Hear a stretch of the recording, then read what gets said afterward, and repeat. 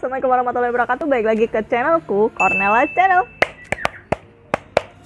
Nah, sesuai janjiku di video sebelumnya, aku bakal bahas di video ini adalah cara pilih saham yang bagus berdasarkan analisa fundamental. Dan sekali lagi, berhubung aku belum expert di analisa teknikal, jadi kali ini kita analisa fundamental aja dulu ya, karena kita sama-sama pemula, jadi sama-sama belajar. Nanti kalau ada yang salah atau kesleo dikit, tolong dibenerin ya di komen. Nah, sebelum itu pastikan kalian udah download aplikasi RTI Business. Nanti logonya kayak gini. Ini adalah aplikasi untuk analisis fundamental pastinya. Sebenarnya di aplikasi sekuritas bisa analisis fundamental, cuman kayak sulit dipahami aja gitu, karena agak-agak beda gitu. Dan kadang ada beberapa data yang beda antara di aplikasi sekuritas sama di RTI Business. Jadi di sini kita pakai RTI Business aja, oke? Nah, nanti kita analisanya itu menggunakan 4 rasio. Yang pertama ada PBV, yang kedua ada PER, yang ketiga ada ROE, yang keempat ada DER. PBV itu adalah Price Book Value atau harga wajar saham terhadap modalnya. Terus yang kedua ada PER, Price Earning Ratio adalah harga wajar si saham terhadap laba yang dihasilkannya. Terus kalau yang ketiga ada ROE, Return on Equity, adalah rasio suatu saham ini bisa menghasilkan laba dalam beberapa waktu gitu. Terus kalau yang keempat adalah DER, Debt Equity Ratio, atau utang si saham ini terhadap modalnya. Jadi mari kita mulai. Dan di sini aku random ambil sahamnya. Aku ambil Pakuan Jati, dan disclaimer on juga, ini bukan pom-pom, oke? Emang ini aku ambil random aja. Nah, ini aku udah buka RTI Business. Kalian ambil juga biar kita bisa langsung sama-sama belajar. Nah, kalian udah search kan Pawon, kodenya PWON. Terus kita langsung ke bagian profilnya dulu. Kenapa ke bagian profile? Karena di sini aku pasti lihat dia IPO kapan. Kalau kalian udah nonton videoku yang bahas IPO atau Initial Public Offering, pasti kalian tahu kenapa aku nggak suka sama saham yang IPO. Bukan nggak suka, tapi nggak interest aja gitu. Nah, di sini Pawon ini dia udah listing tahun 89, aja otomatis dia udah lama banget, dan kita bisa analisa keuangannya sendiri. Jadi nggak usah diragukan lagi, ini bukan saham IPO pastinya. Yuk kita mulai ke case statistiknya. Nah, kita lihat dulu market cap-nya. Kalau market cap-nya ini di bagian yang ini ya, most recent quarter yang 31 Maret 2021. Kita lihat dulu market cap-nya. Sebelum kita beli, pasti kita harus tahu dulu saham yang kita beli ini masuk ke klasifikasi apa? Blue chip, second liner, atau third liner atau gorengan. Dan di sini kalau kita lihat market cap-nya masih 20 triliun. Jadi otomatis market cap-nya maksudnya klasifikasinya dia masih masuk ke saham second liner.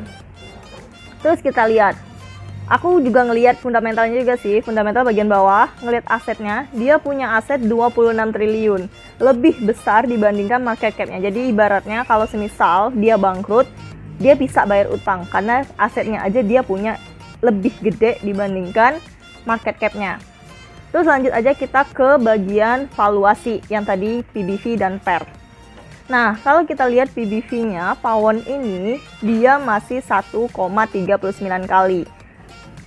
Dan kalau PBV normal atau yang masih dibilang wajar itu kisaran 1-2 kali, dan Pawon masih bisa dibilang harganya masih wajar.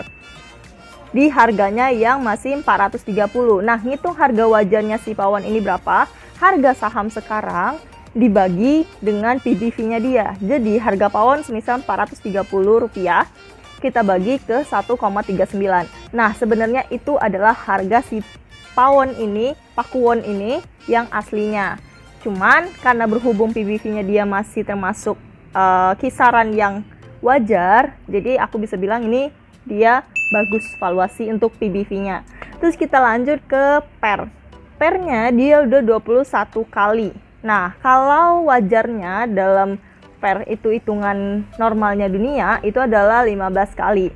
Sedangkan PER-nya Pakuwon dia udah 21 kali, jadi bisa dibilang si Pakuwon ini udah mahal. Jadi istilahnya gini, kita 21 kali lipat bayar sahamnya ini untuk laba yang dihasilkannya. Kita udah bayar 21 kali lipatnya untuk laba yang dia hasilkan cuma 1 kali seharusnya gitu. Jadi untuk pernya si Pakuwon ini bisa dibilang udah mahal. Tapi balik lagi, untuk PBV dan per ini ada pengecualian. Ada pengecualian kenapa? Kita harus bandingkan juga dengan saham yang satu sektornya. Misal ini kan sektor industri atau sektor real estate. Kita bisa bandingkan dengan saham-saham yang satu real estate juga. Misal PBV-nya si Pakuwon itu dia udah 1,39 kali. Nah, kita lihat juga rivalnya dia udah berapa sih gitu. Kalau memang PBV-nya kisaran seharga 1, semua, berarti ini emang udah harga wajarnya gitu. Begitupun dengan pernya. Kalau pernya emang kisarannya 20 kali semua, berarti ini emang udah harga wajarnya. Oke, sampai sini paham kan ya? Jadi bisa dibilang kalau aku bilang untuk Pakuwon ini harganya masih terbilang wajar. Apalagi Pakuwon salah satu real estate yang bagus. Terus kita masuk ke ROE, bagian profitability. Return on equity-nya dia 6%. Kalau aku lupa ngasih tahu. Kalau konsepnya si valuasi PER dan PBV makin kecil, makin bagus sebenarnya. Jadi makin rendah PBV dan PER-nya, dia berarti masih murah atau masih wajar. Nah, kalau ROE kebalikannya. Kalau ROE-nya semakin tinggi, berarti sahamnya ini semakin bagus. Dan aku bisa bilang kalau ROE-nya si Pakuwon ini dia masih kurang bagus karena masih cuma 6%. Seharusnya kalau emang bagus itu ya kisarannya ya 80%, 70% sampai atau 100%. Ada contoh saham yang memang ROE-nya di atas 100%, jadi sebanding. Jadi harga sahamnya ini udah wajar sebenarnya. Nah, kalau untuk Pakuwon, ROE-nya dia kurang bagus menurutku. Terus kita lihat lagi yang liquidity-nya, DER paling bawah, Debt Equity Ratio. Nah, ini ada bagian kalau kita ngelihat utang. Utangnya dia itu udah 59%. Dan ini belum 1 kali modalnya dia. Jadi DER-nya ini masih, utangnya dia ini masih dikit dibandingkan saham-saham satu sektornya. Karena biasanya kalau untuk real estate atau properti itu pasti utangnya udah di atas 100% semua. Tapi untuk liquidity-nya dia masih, atau DER-nya dia masih murah. Sekali lagi aku ulangin, untuk PBV dan PER, PBV normalnya itu 1-2 kali, itu masih dibilang bagus. PER itu 15 kali maksimal, itu dibilang bagus. Tapi pengecualian harus dibandingkan dengan satu sektor industri. Terus kalau ROE makin besar makin bagus. Jadi terus kalau yang ketiga, kalau keempat DER, Debt Equity Ratio makin kecil makin bagus. Jadi makin dikit utang dia pastinya makin bagus. Nah, jadi mari kita simpulkan si Pakuwon ini. Kalau aku pribadi, saham Pakuwon ini bisa dibilang sahamnya bagus. Kenapa? Utangnya dia masih kecil, harganya masih wajar, dan grafiknya juga bagus. Jangan lupa lihat grafiknya juga ya, entah itu 1 tahun terakhir, 3 tahun terakhir, atau 5 tahun terakhir. Biar kita lihat pergerakan si Pakuwon ini gimana ke depannya.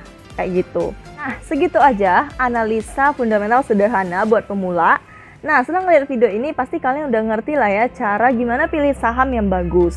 Jadi jangan lagi pilih saham yang jelek, saham-saham gorengan, saham-saham yang nggak jelas fundamentalnya. Ini buat pemula ya, buat pemula sekali lagi. Jadi kalau kalian emang udah expert, udah suhu, udah master di dunia saham ya terserah kalian mau beli saham apapun, aku nggak ngelarang. Cuman kalau pemula jangan dulu beli saham yang jelek karena nanti nggak kuat jantung kalian ngelihat pergerakan grafiknya.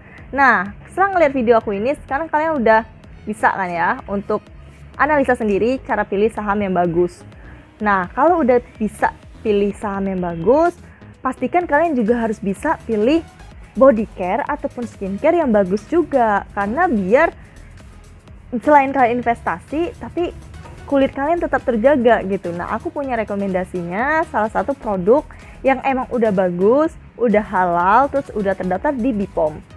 Dan apalagi kalau bukan Scarlett Whitening, pasti kalian udah tahu lah ya ini produknya. Siapa sih yang nggak tahu? Aku punya 3 varian, aku punya shower scrubnya, terus punya body scrubnya, dan juga punya body lotionnya yang Jolly. Nah, di sini Scarlett mengeluarkan varian baru untuk shower scrub dan body scrubnya yang varian kopi. Bener-bener bagus banget dan harum banget baunya.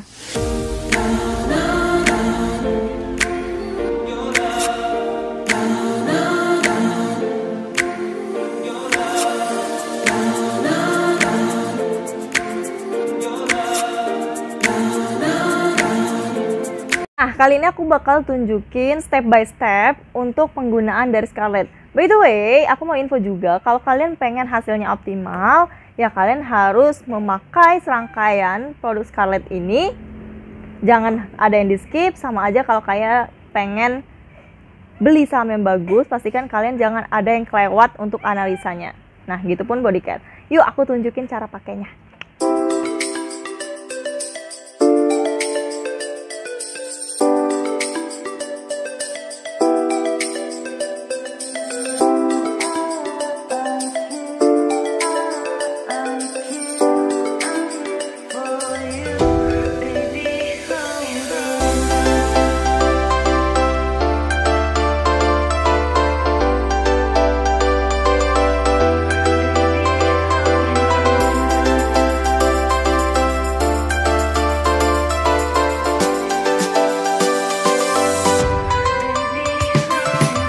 Body scrubnya nih halus banget, butirannya nggak bikin iritasi sama sekali, dan pastinya bisa mengangkat sel kulit mati dan mencerahkan kulit kita. Tinggal digosok-gosok aja kayak gini, kayak kita pakai body scrub biasanya. Habis tuh kalau udah, ya udah tinggal dicuci aja, dibilas pakai air.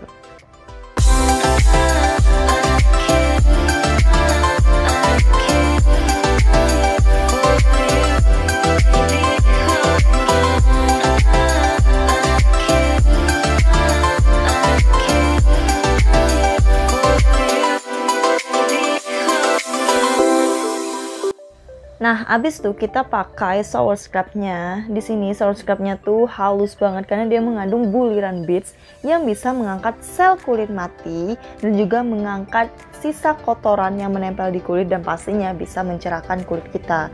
Tinggal digosok-gosok aja kayak kita pakai sabun biasa, dan tenang aja ini tuh busanya banyak banget, enak banget pokoknya.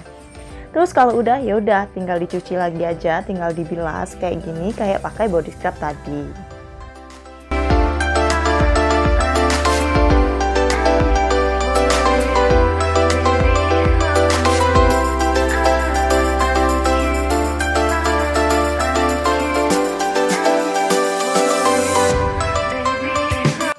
Nah, step terakhir adalah kita pakai body lotionnya. Di sini aku pakai yang varian Jolly, tapi jujur aku kurang suka sama body lotionnya Scarlett karena teksturnya tuh nggak gampang menyerap dan agak susah di blend, cukup lama untuk blend agar dia bener-bener merata. Tapi overall aku suka sama body lotionnya, apalagi baunya yang bener-bener awet sampai keesokan harinya.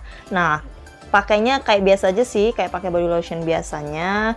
Terus tinggal diusap-usap aja, tunggu sampai kelar. Nah, ini adalah penampakan tangan aku sebelum dan sesudah pakai serangkaian body care Scarlett. Nah, yang pakai cincin itu adalah yang udah pakai tadi, dan yang nggak pakai cincin adalah yang belum pakai. Bisa kelihatan sih kalau itu lebih lembab banget. Oke, segitu aja video dari aku kali ini. Semoga bermanfaat untuk menambah wawasan bagaimana cara portofolio yang glowing dan kulit yang glowing. Nah, kalau udah nonton video ini jangan lupa like, comment, and share ya. Dan bagi kalian yang belum subscribe, harus subscribe ya. Oke, see you on my next video. Bye bye. Wassalamualaikum warahmatullahi wabarakatuh.